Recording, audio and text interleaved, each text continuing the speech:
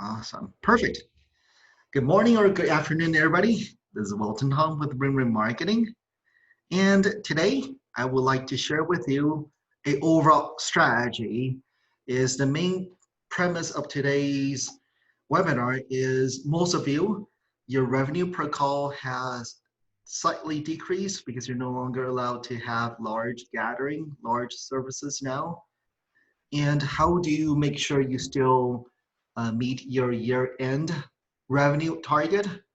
And one simple way, of course, is to grow your call volume, right? So that's where I kind of want to share with you today is what strategies can you easily deploy that will get you a little more calls for the remainder of the year. And I'll share with you a little more what's to come next year.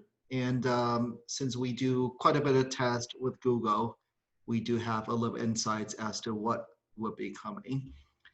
And this webinar is recorded, so if you don't have time to take notes, I'll send the recording out to you guys as well. And as usual, this is very, very informal.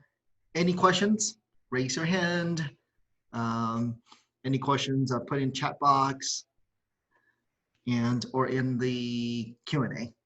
Awesome. So we'll get started. Let me share my screen here. And that's, hi, Angela. Perfect. So let's jump right in.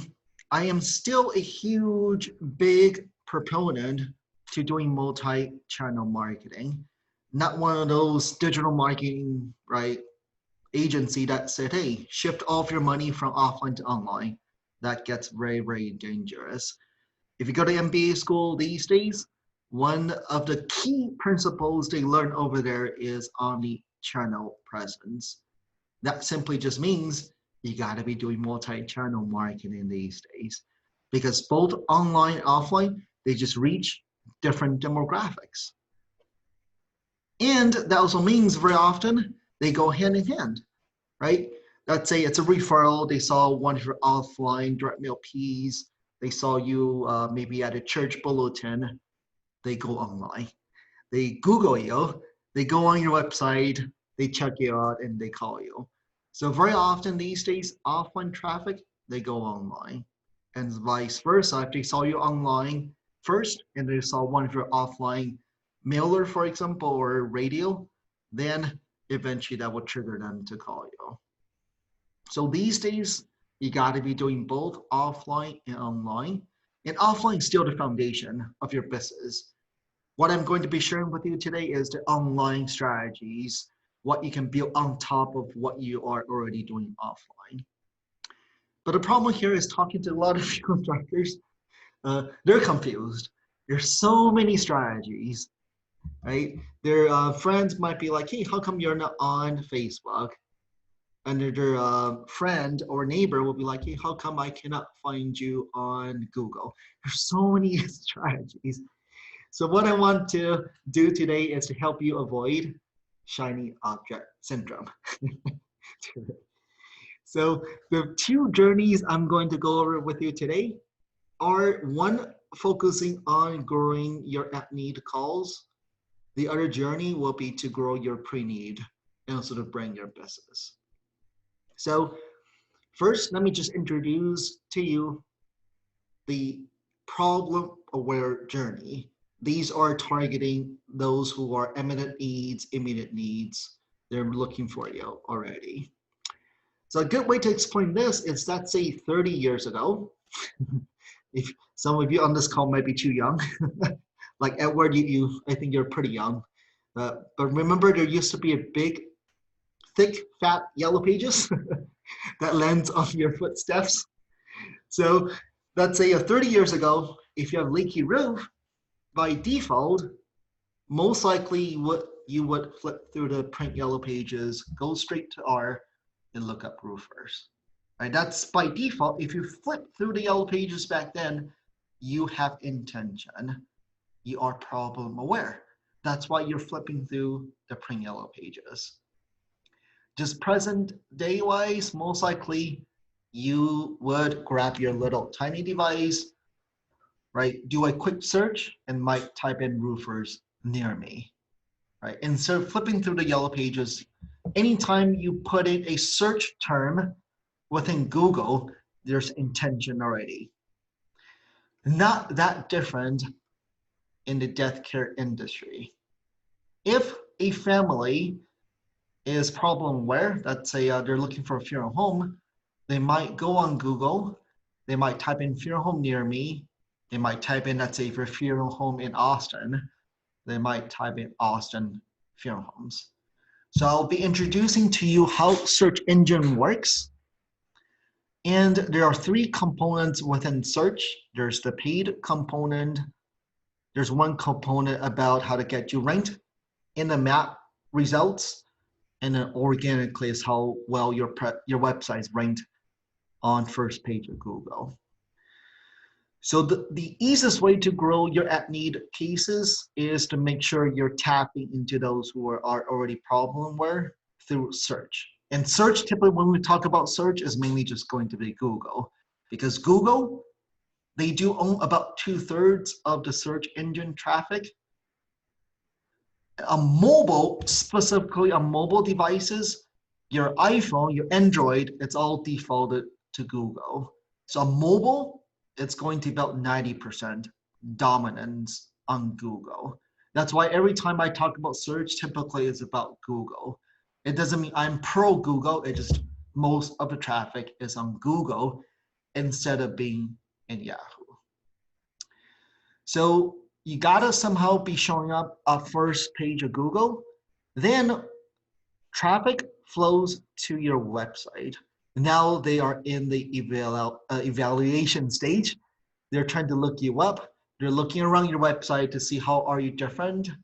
Is your website mobile friendly? Can they, from the website, can they build trust with you already? So the better the website, the more likely they're going to call you right away. So we're going to go over a checklist with you as to what you got to have on your website to turn these visitors into phone calls.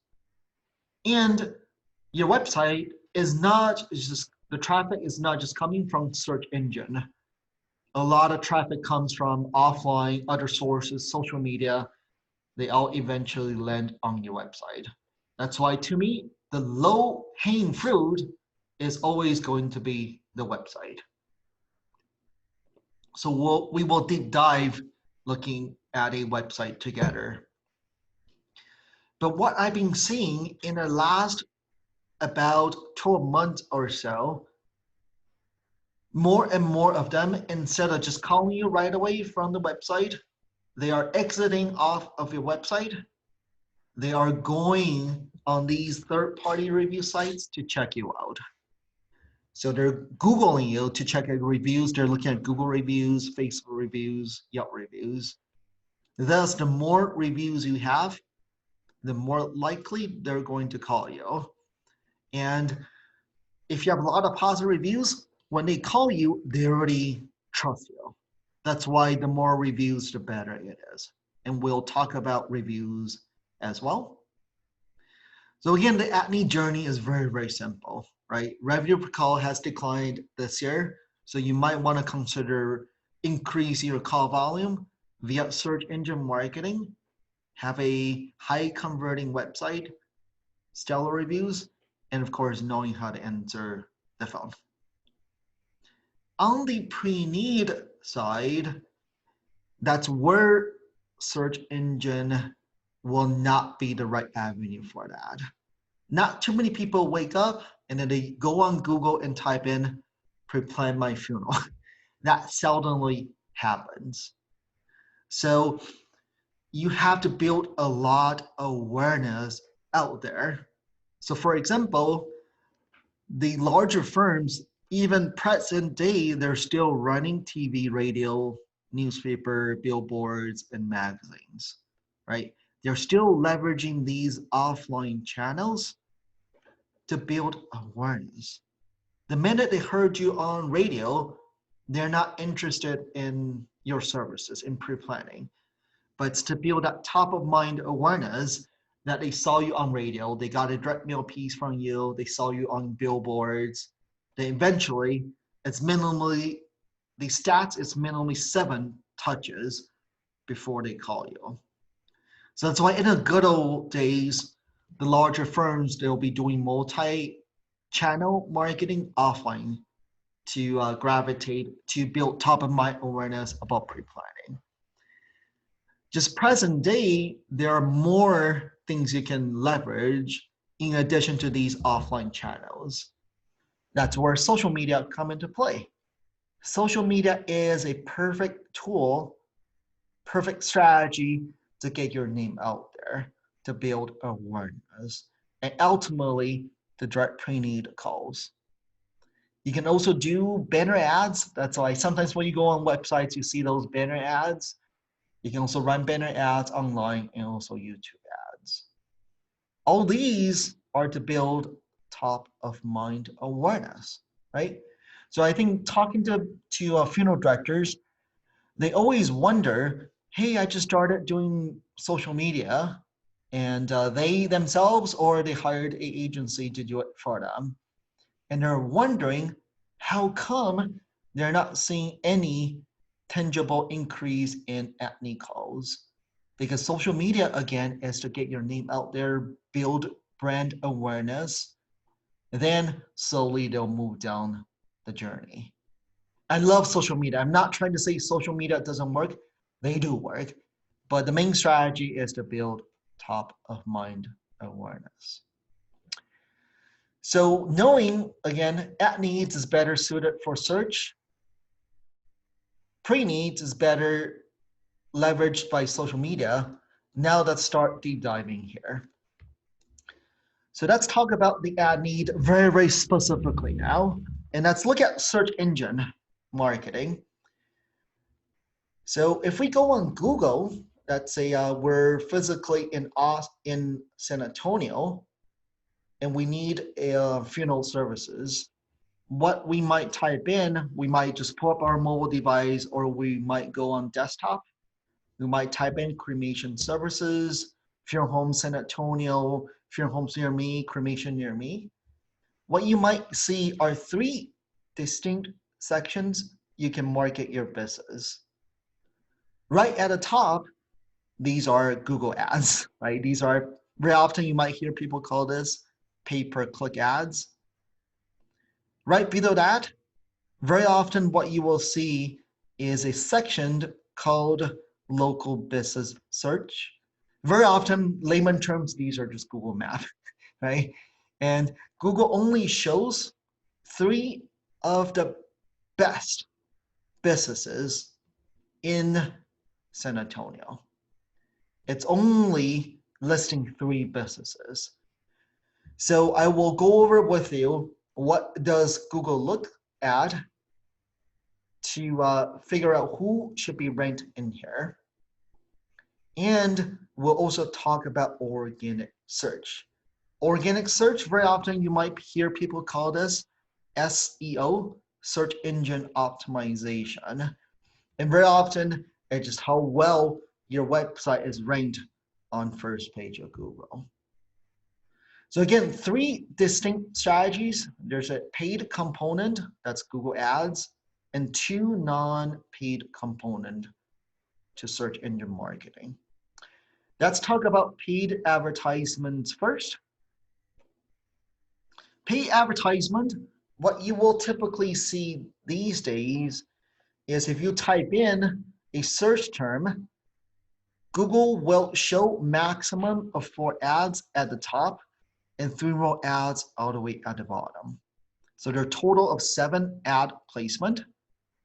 And Google is a for-profit organization, right? It's not a non-profit. It's a for-profit organization. Majority of its revenue comes from people clicking on these ads. That's what Google is really trying to do. Me personally, like a lot of folks, I skip the ads. I just go down to the map listing. Knowing that what Google is trying to do is to make these ads look as large as possible.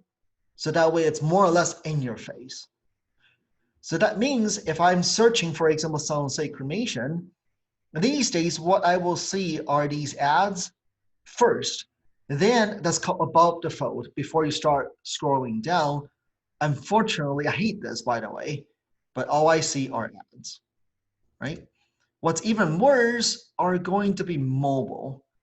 On a mobile search, what you might see these days is just ads, right? The 4 ads, on mobile, just 3 ads. So we'll see those ads first. Then you have to do a couple of swipes before you see the map section. Again, as a user, I hate this, but it's better for the advertiser because the advertiser, they're getting seen first and very visible. So bet you this year, it's already happening. What you will see is Google is physically rewarding those advertisers who are making an ad look as big as possible. It doesn't cost you anything to make your ad look bigger. And the bigger your ad copy is, the more Google like you. There's something called quality score assigned to your ad. It means you actually get a cheaper cost from these ads. Very, very different thinking, right? Print Yellow Pages, the larger the ad, the more expensive it is. This is the reverse. Google wants you to make your ad look bigger, and they charge you less for it because more people are going to be clicking on these ads. Google wants to reward you. So if all of the advertisers eventually know, which they should know, to make their ad look bigger, you will see these map listings, unfortunately, get further buried down. So this is just to give a heads up that if you're currently doing Google Ads, you will see more people clicking on these ads. On mobile, the one I like the most is this call button. People can just tap it and call you directly, bypassing your website. So how do these Google Ads work? First of all is you got to target wisely. You're paying for these keywords, and the more niche the keywords are, we call these the bullseye keywords. The more the keywords you select, they're more in the bullseye, the better results. So bullseye keywords are going to be location-based keywords. Funeral home near me. If somebody type in funeral home near me, they're really looking for somewhere that's relatively close by. Or they might type in, let's say if you're in Austin, they'll type in Austin funeral home. That's what we consider bullseye keywords. And the mistake here is to just put in funeral homes, right? If you just bid on funeral homes, what Google also does is also look for surrounding closely related keywords. Then many of you, when you do your own Google Ads, you will start to see how come I'm getting more and more calls for pet cremations, people looking for urns. That's why you gotta go niched in keywords. Geography-wise, you also get to choose where you want your ads to be shown. My advice typically start up small, right? Maybe just do a 5-mile radius from your firm. Once it's working, then you can start to grow your territory. Or if you have a separate brand that is focusing on direct cremation, then you can set it to a point where they're not fighting.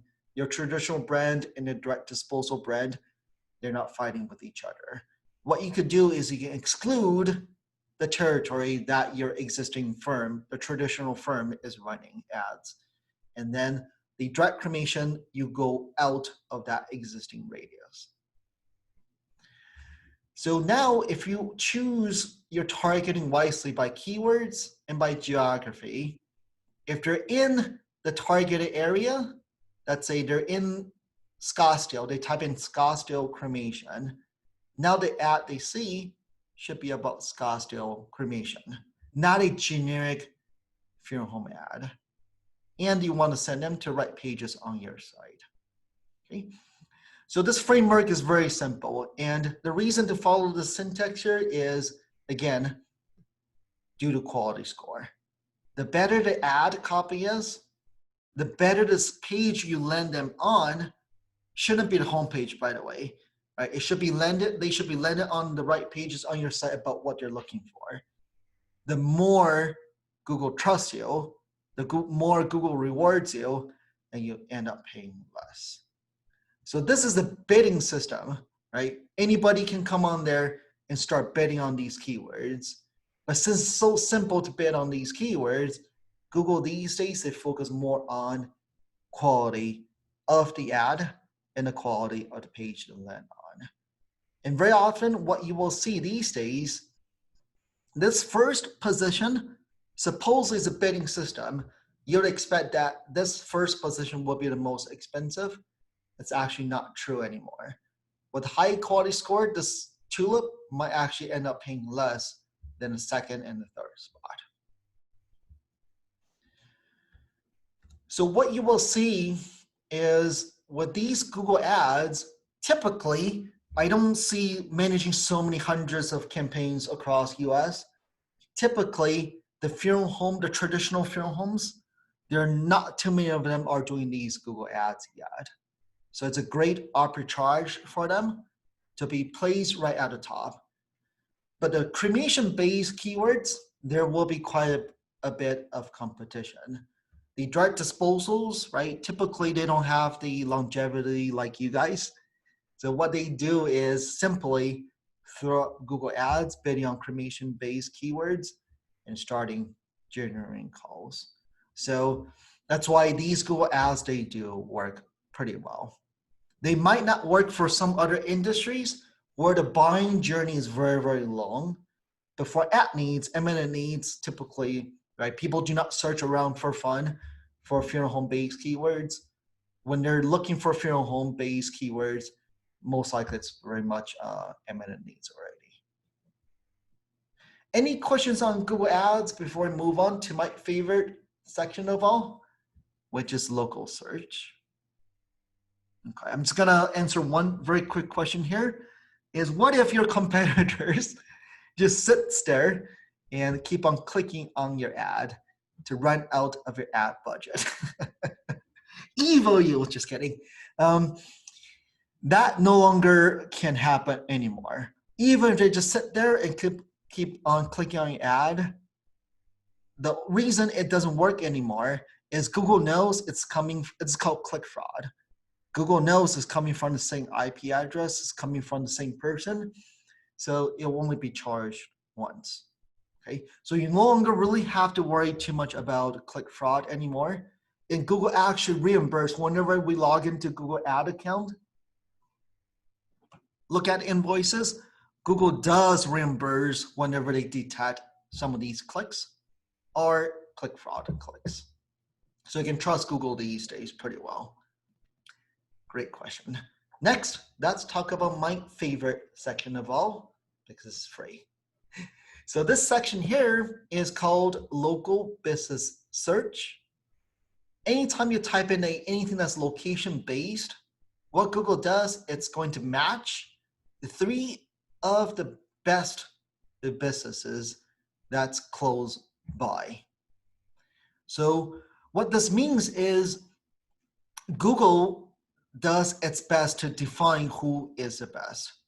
So I'll share with you the algorithm that goes into this. There's nobody from Google physically calling you, interviewing you over the phone to determine which funeral home is the best in your local market. It's all based on a set algorithm. With that in mind is many of you still do get a lot of phone calls, spam calls of people pretending to be Google. It's 100% safe to hang up those phone calls. Nobody from Google will be calling you. It's not that you're not important to them, it's they don't have the manpower to be calling you. So before we talk about the ranking algorithm, which of these funeral homes would you call first? If you're in San Jose, you're looking for a funeral home, I am curious, out of these 3, which one will you call first? If you don't mind, can you put in the chat box or the Q&A? Okel, Willow Glen, Okel. Okay, yeah, majority says Oak Hill, and then a few says Willow Glen. Perfect. Surprisingly, nobody said Brown, right? The main reason, it's no longer just once you're ranked in the 3-pack. In the industry, we call this the 3-pack because there's only 3 listings here. Once you are ranked in the 3-pack, what dictates, right, people calling you, it's all going to come down to your Google reviews, right? That's why majority of you said, hey, I'm going to call Oak Hill first. Even though they're number 2 spot, some of you said Willow Glen because even though it's number 3, it has more reviews, right? Or overall star rating is higher. So we'll talk a little more about reviews shortly. But the main thing here is it's no longer just about ranking, right? It's no longer just about getting you ranked in the 3-pack. Thereafter is you got to get more reviews. So let's go over the ranking algorithm as to what dictates who should be ranked in local search. There are mainly 3 major algorithms. The first major algorithm is how complete is your Google listing. Each one of you, right? Let me show you. Each one of your physical location has a Google listing. So if we type in Ferdinand Fierholm, just use the same example here. Anytime somebody Googles you, right? What Google does is it will pull information from your Google listing. Let's say if you're using Google Maps, everything is pulled from this Google listing. That's why you got to make sure your Google listing is up to date and also accurate. So what does Google look at by completeness? And this is where things keep on evolving. Google keeps on adding more features on here to the point now these days, this really is going to be a mini website. What Google is always very, very jealous of Facebook is a shielded garden. Once you're inside Facebook, rarely do you go away from Facebook, right? Facebook is very good in making sure you're always within the Facebook ecosystem. Google is very jealous of that because Google is just a portal and then they send you somewhere. But these days, what Google wants is to trap you within Google now. That's why it's introducing more and more extra features here to make your Google listing more information so they can just call you. So these are the latest features that you want to update. It's very easy to update this. You go on google.com/business. Once you go on there, you got to make sure your name, address, and phone number, they're up to date.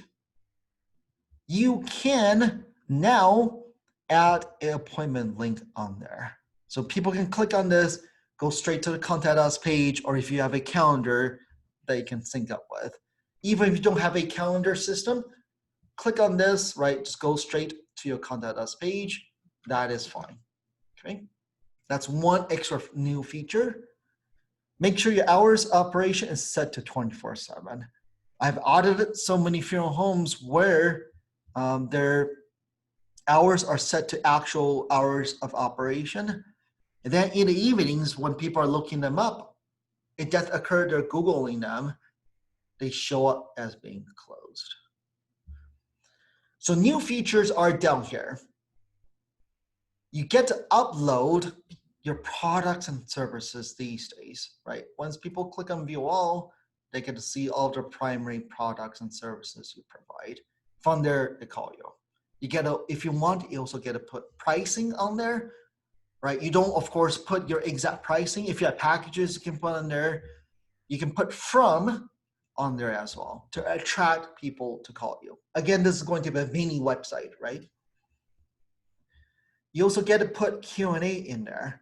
Q&A is you should pre-populate the questions in here first. Anybody can ask questions, so you might as well pre-populate the major questions. Typically, when people call in, they ask. You might as well go ahead, ask a question and answer it on here. This could be a very good Q&A feature here. And what's also relatively new is description. You actually get to add a description on your listing these days. Okay. And you also get to put what's called Google Posts these days. You can put your COVID-19 message on here. Whether you want to announce, you can put it on here. So this is the social media aspect of Google. This is called Google Posts. You get to push out whatever you want the community to know.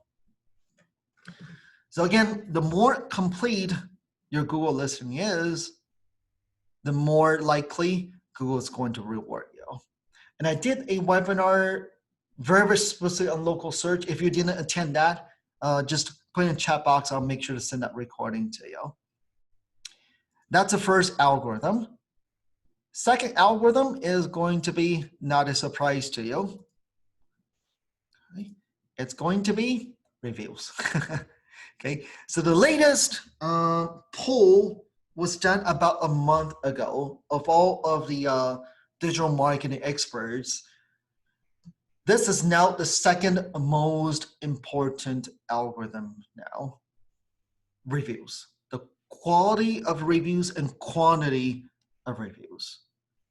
So, and eventually reviews will surpass everything, all of the other signals that I'm going to go over with you today. Because why in the world would Google be promoting a 3.7 star business, right? When everybody else is 4 stars and above. Okay, so if you have less than 4 stars right now, you got to amp up your game. Okay, and eventually what Google will do is it's just going to grab the ones that have the most quality and quantity of reviews. So just to give you a heads up, that's why the time is now. You cannot wait to for the algorithm to kick in. You got to start really worrying about getting more reviews, and we'll talk about reviews shortly. So just keep in mind, this is now the second algorithm, which is going to be your reviews. Third algorithm is something called citations. Citations is mentioning your business name, address, and phone number. Name, address, and phone number. Why in the world does Google care about name, address, phone number? The main reason is to stop fake business listing. So in the good old days, the plumbers, the locksmith, they are always the one that ruins the game for everybody. Since they serve multiple cities nearby, what they would do is they will get fake addresses from each of the city they serve. They might get a P.O. box here, they might borrow a friend's address there, so that way they get ranked in each of the city they serve. But that is from Google's point of view, that's illegal, right? That's in their terms and conditions, you're not allowed to do that. You have to be physically operating out of that location. So in order for Google to know whether this is a real business or not, what it does is it spiders, it cross-reference with other major directories out there. If you're listed in multiple other directories, right, these are dominant directories, of course, on these large directories with the same name, address, phone number, the more Google trusts you. So what we've been seeing is there's more and more direct disposals opening up, and they are using fake addresses throughout the city. I'm actually starting to see that now. So that's why Google's algorithm, they're not successful in getting ranked, just to let you know, because of this algorithm. But I'm seeing they're creating fake listing on Google. But to stop them, this is why Google looks at citations. So there's a tool which is very easy to use. Give me 1 second. Let me reopen the slides again. Some words are not getting pulled.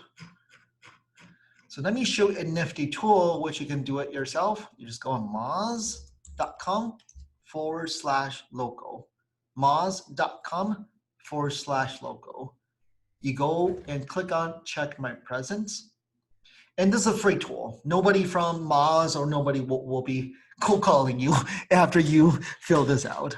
So what you do, it's just a scanner. You type in, for example, your business name, street, and zip code. This tool will now cross-reference somebody's large directories and let you know the consistencies of name, address, and phone number. It will mark in red that say on Facebook, your business name is spelled differently than Google. This also means that if you're using a tracking number, that's on Bing, for example, it actually, unfortunately, it will not help you out in any shape or form anymore.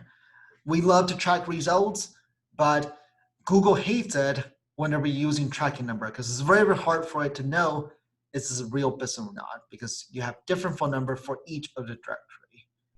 So if you're starting to use tracking number in identifying where the leads are coming from, you might want to figure out if it's worth doing that these days because it will be very, very hard for you to get ranked in local search if you have multiple different tracking numbers. Okay, so that is local search.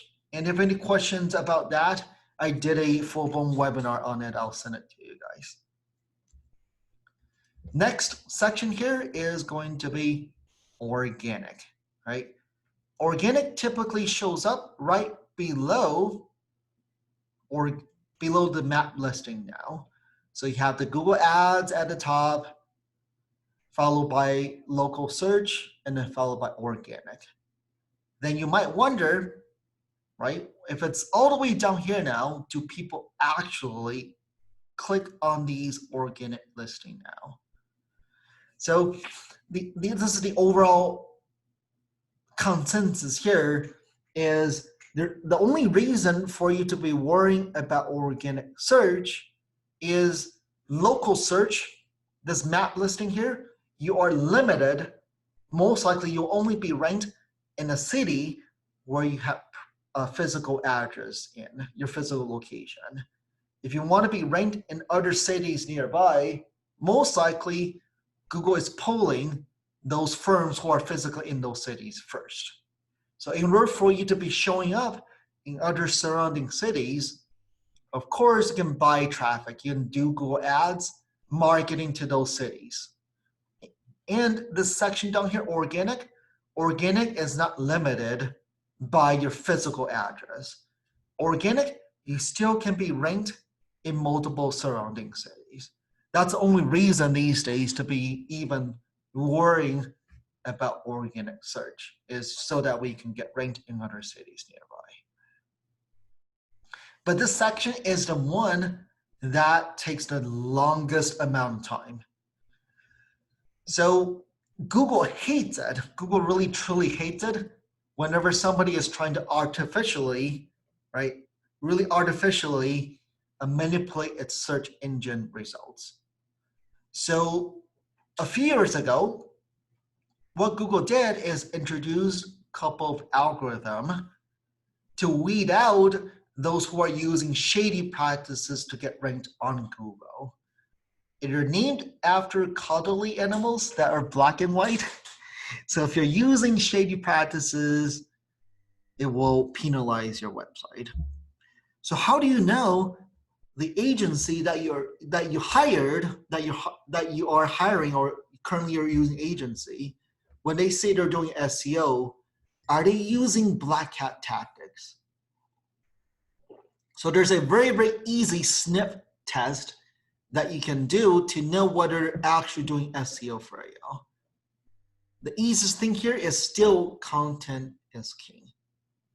Are they regularly adding content to your website? It could be in the form of a blog, right? But are they regularly adding content to your site? Of course, SEO-wise, to do SEO, there's hundreds of things you can do. But the easiest thing you can test to see whether you're doing anything is are they adding fresh new content to your website. That's an easy test here. So let's move on to the next section here is once you're found on first page of Google. Again, Google is a perfect way to attract those that are most likely eminent needs at needs. Then once they found you on Google, most likely they land on your website. So the better the website, the more likely they're going to call you. So let's go over a very short checklist here. And in August, I think about a month from now, I will have a detailed webinar auditing websites along with you guys. And I will let you guys submit your websites. We can audit it live and give you some feedback. Let's go over a short checklist here. First of all, you got to make sure the call to action on your website is very, very clear. What does that mean?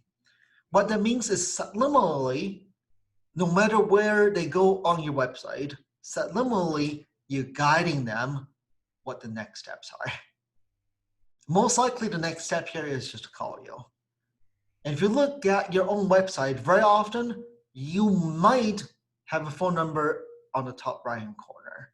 But once you start scrolling down, the phone number disappears, right? On mobile especially, you might have a phone number there. A lot of websites, they don't even have their phone number right at the top. You have to go to the menu, open the menu, go to Contact Us. A mobile device is so hard to navigate. It's such a little tiny screen. So on both desktop and mobile, this is what we always advocate these days, is make sure that the phone number is locked. It's frozen right at the top. Now, as people swipe down, this whole top header part sticks. So you're just constantly messaging to them for eminent needs, call us. And most likely they're just gonna tap that. It's tappable, it's tap to go. They tap it and then call you directly. So easy, low hanging fruit. This really is going to be one of the lowest hanging fruit is make sure the top header part sticks along with the phone number. If it's not frozen yet, just call up your web developer, right? Your web company, right? If you're using CFS, all these, they can turn it on for you. Okay, all these platforms, whether you're using Frasier, MKG, all these, they're all very, very good. You just have to tell them, please freeze it at the top, and they will do that for you. And most likely they don't charge that at all. Second is, of course, you gotta make sure your website is mobile friendly, right? That is no longer that surprise to you already.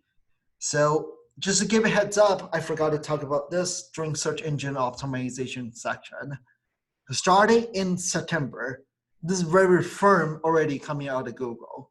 Starting in September, Google is changing all of its algorithm to be indexing your mobile site instead of indexing your desktop site.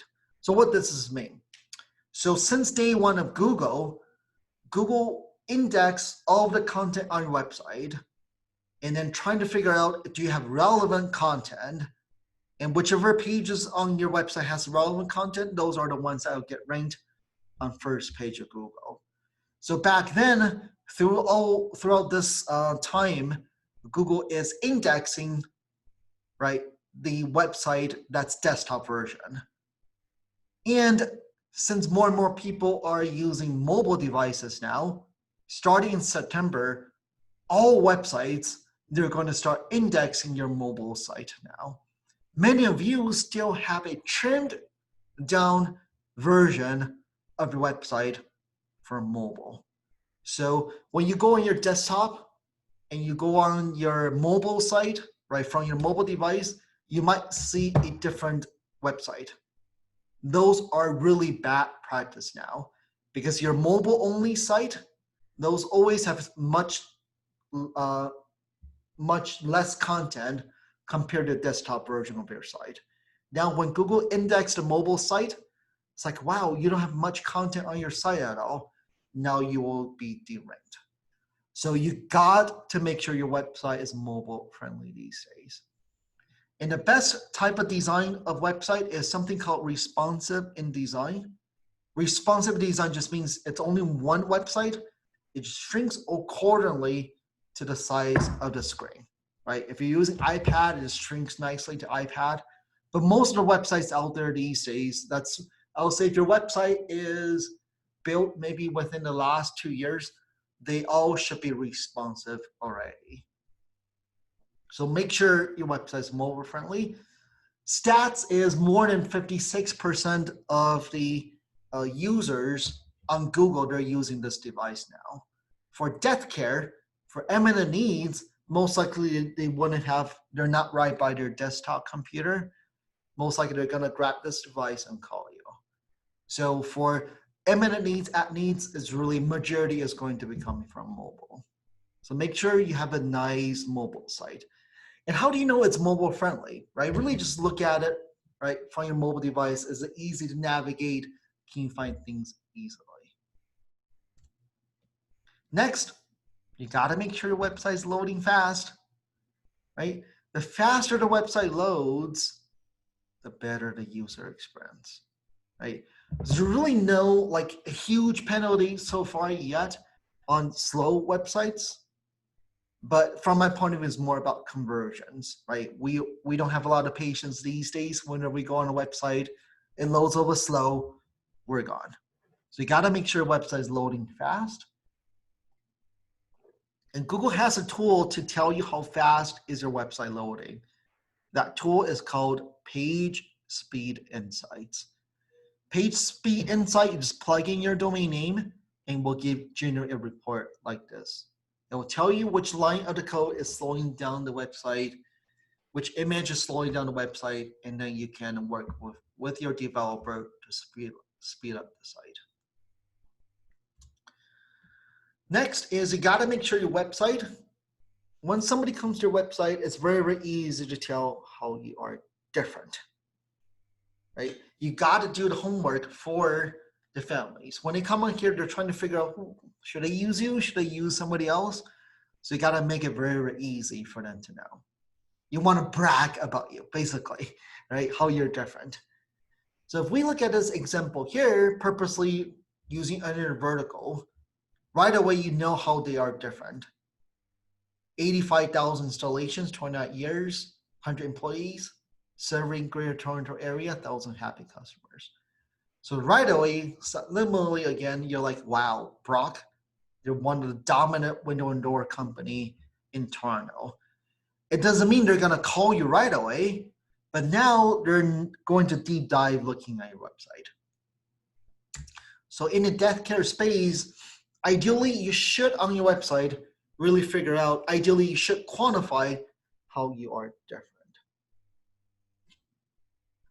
And if you really have a lot of competition in your area, what you might want to consider would be to do like a chart, how you are different.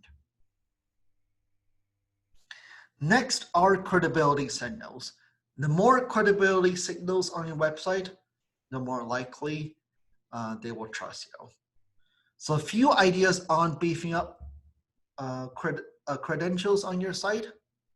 One is there are tools out there that will stream in all of the positive reviews you have out there, such as Google, Facebook. These widgets, they just stream in all the positive reviews you have. So that way, whenever somebody goes on testimonial, they will see all the positive reviews you have. Instead of them exiting off your website and do the homework, you're doing homework for them. To further beef up credentials, then of course you still, and you should, if you still have testimonials, like you send out surveys, still type those out on your site. If you still get some handwritten letters, thank you cards, scan those in and put it on your site. They look a lot more real than the ones that just typed out. Of course, ask the families for permission, maybe white out their last name. The best ultimate form of proof is going to be video-based, video testimonials.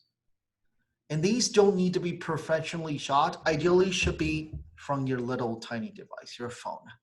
If you hire a videographer to shoot these video testimonials for you, they might look like commercials now. You want to make it look real and feel like it's real. That's why this is going to be the best. But what you might want to consider is actually hiring a videographer to actually shoot these 1 minute business profile video. The magic is around 1 minute.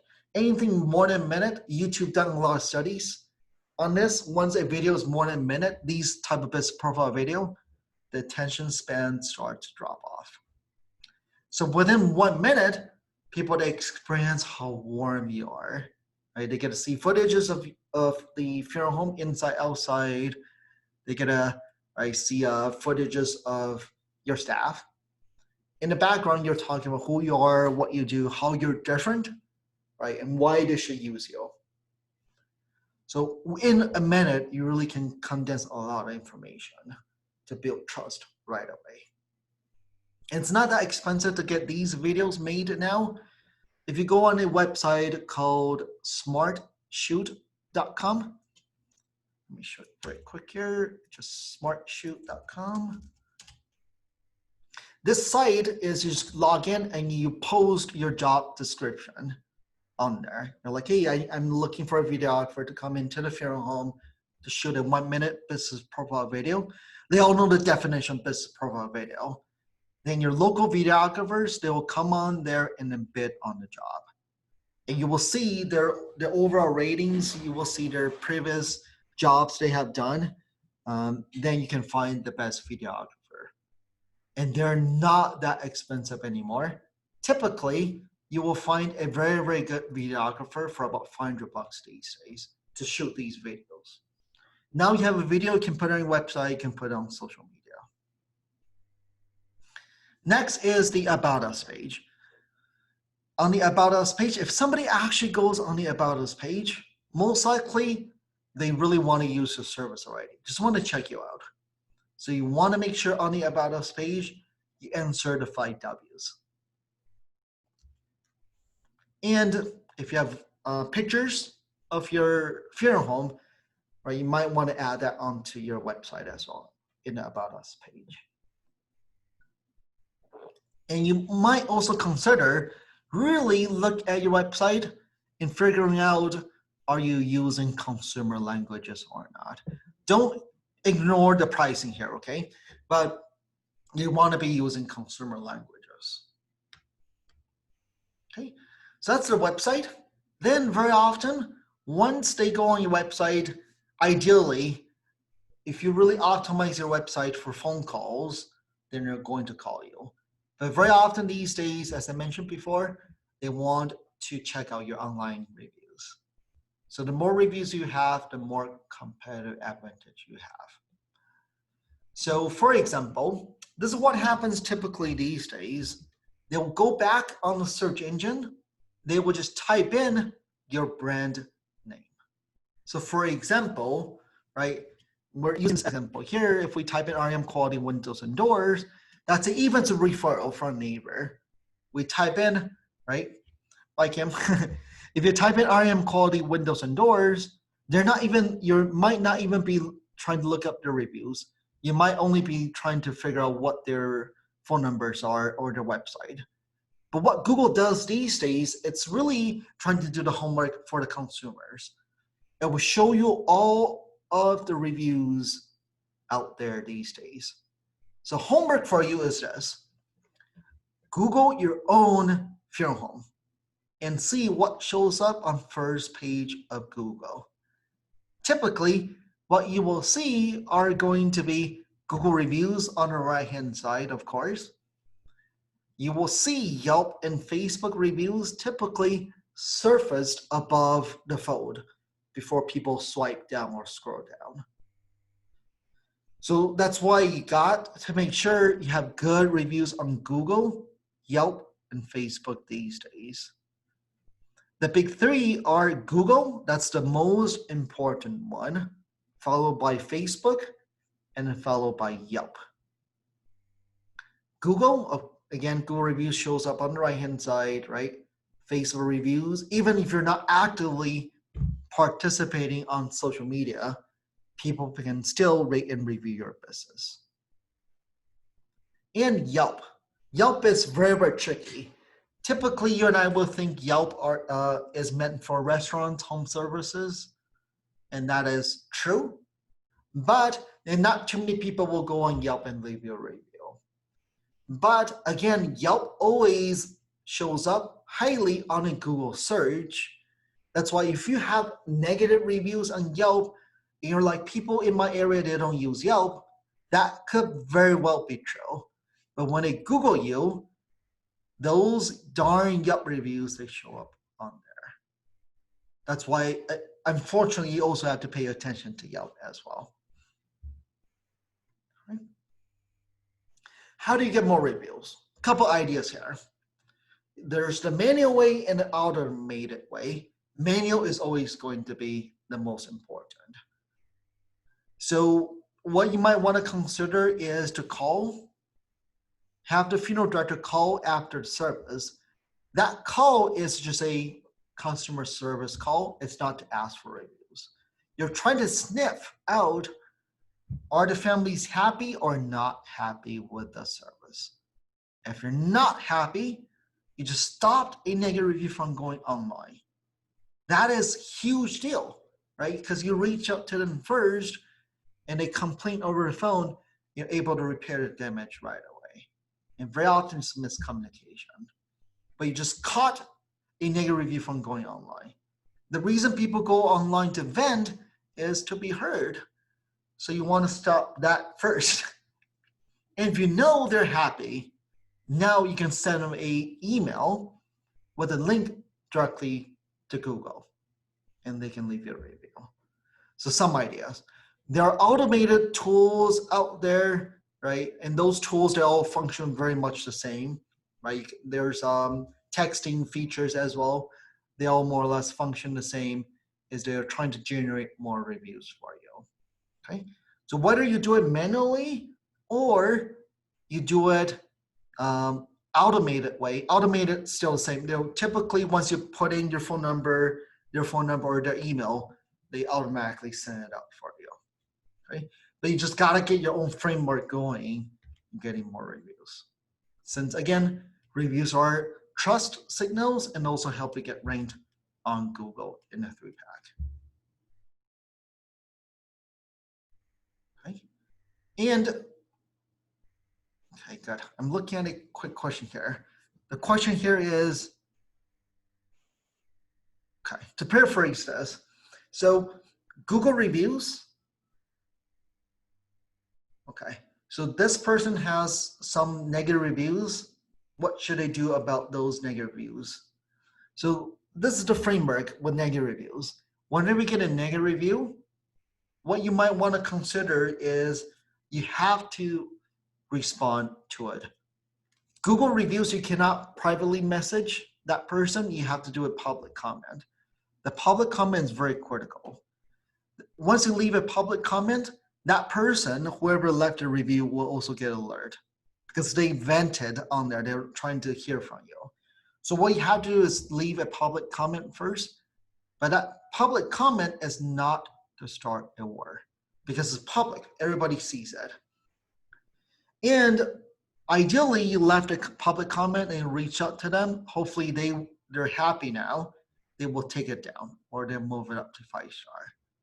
If they will not budge, they will not move it up to 5-star or it's a fake review, then there's always that little red flag right by that negative review. You get to flag it.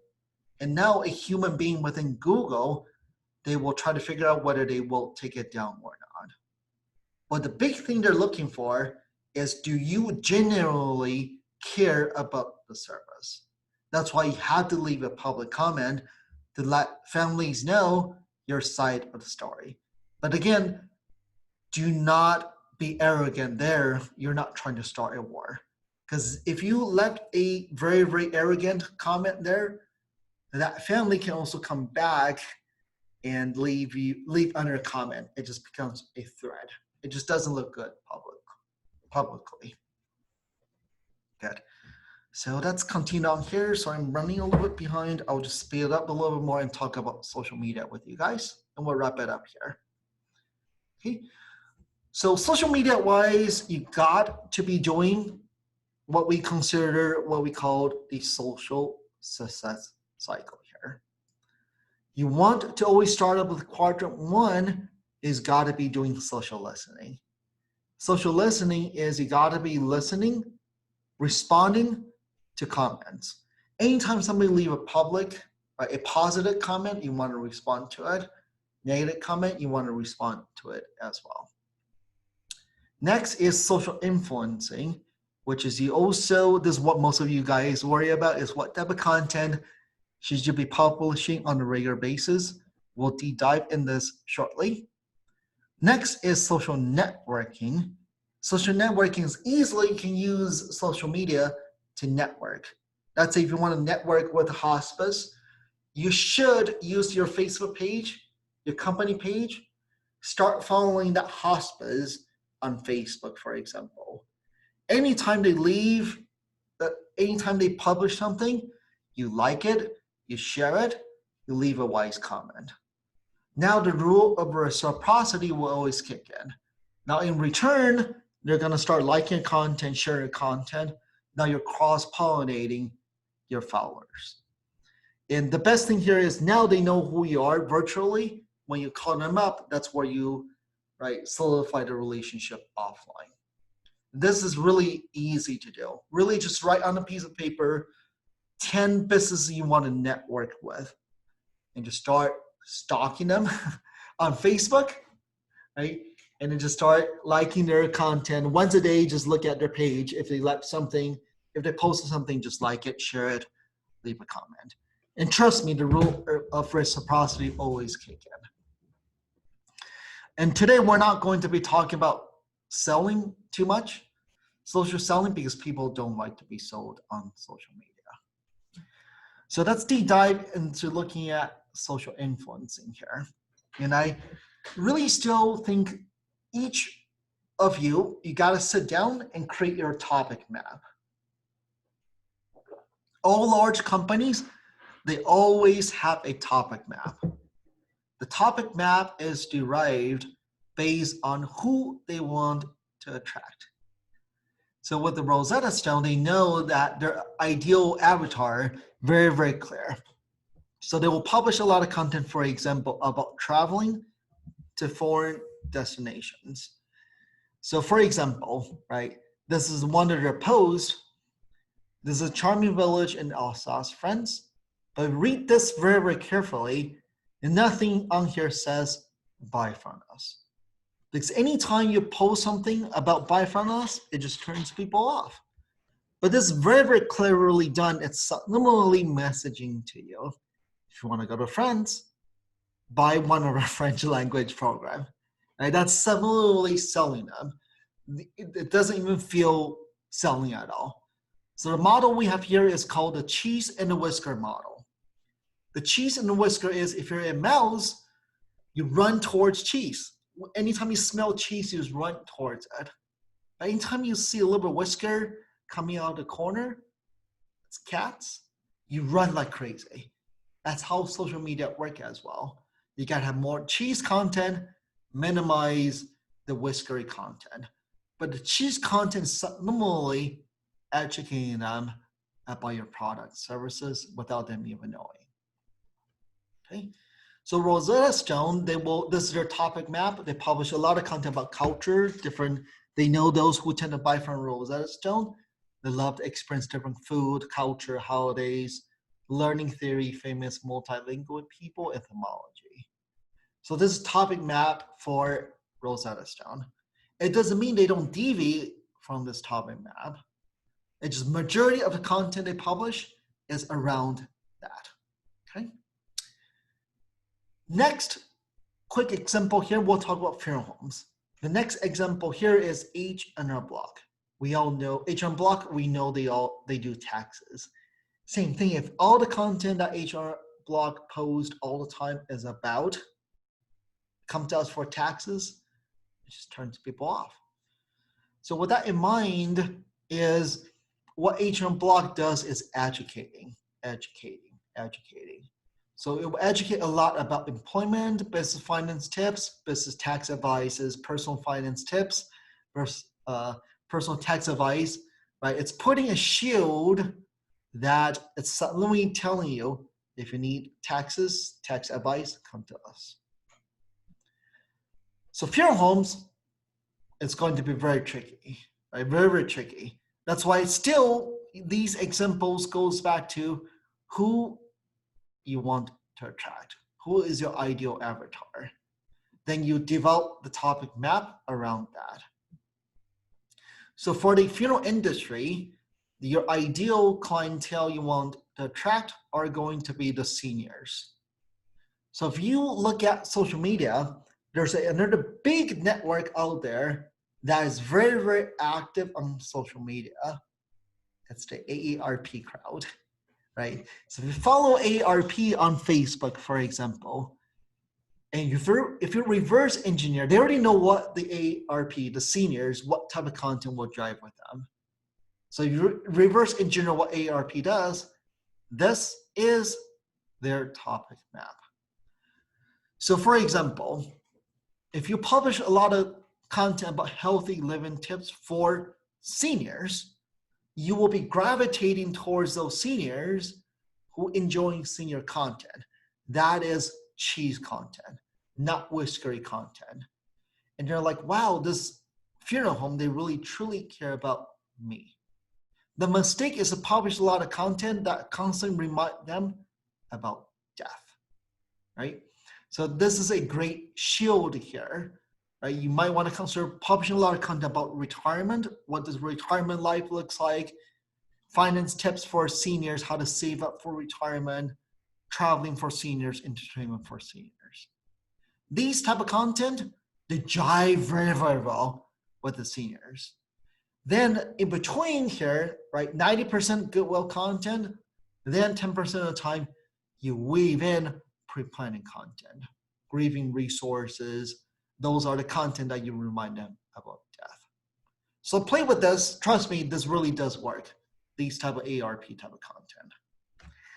So let me wrap it up for today. Sorry for running a little bit long.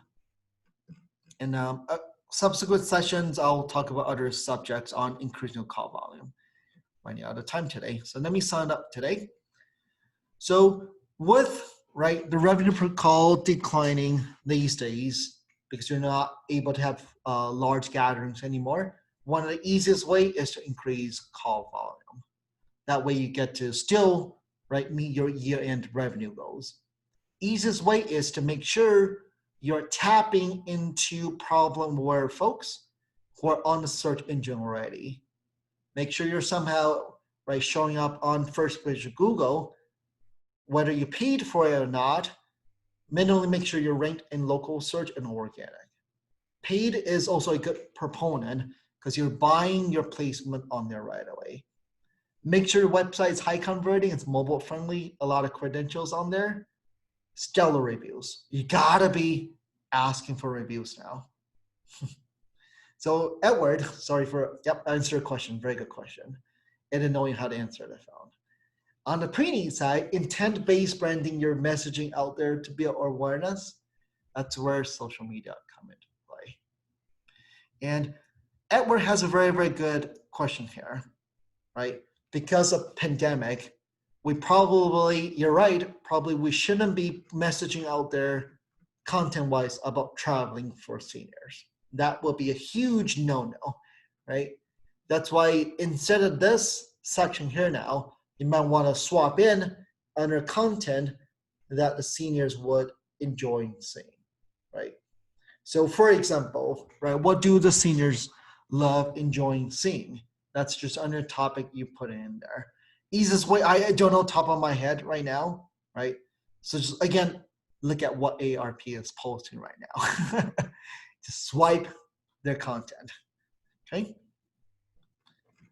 Good, so I'll wrap it up for today. If you have any questions or if you have any suggestions, please, I love suggestions for future webinars, workshops. I actually want to do workshop with you guys. Like workshop will be different than this. We will do workshop style where we log in. For example, that's how I'll log into our Google My Business account as a team here, right? And we'll all see each other, right? It will not be through Zoom webinar. It'll be just regular Zoom. We all see each other. I get to see your screen. Let's log into Google My Business account together. Step one, let's make sure, right, to fill out the description section. Let's upload a picture. If you like those type of styles of workshop, let me know. Happy to do those for you. More hands-on, that means you have to participate. Good, awesome. So if any questions, feel free to reach out to me. Right? Just wilton@brinrinmarketing.com. Thank you, everybody. Talk to you later. Thank you. Bye-bye.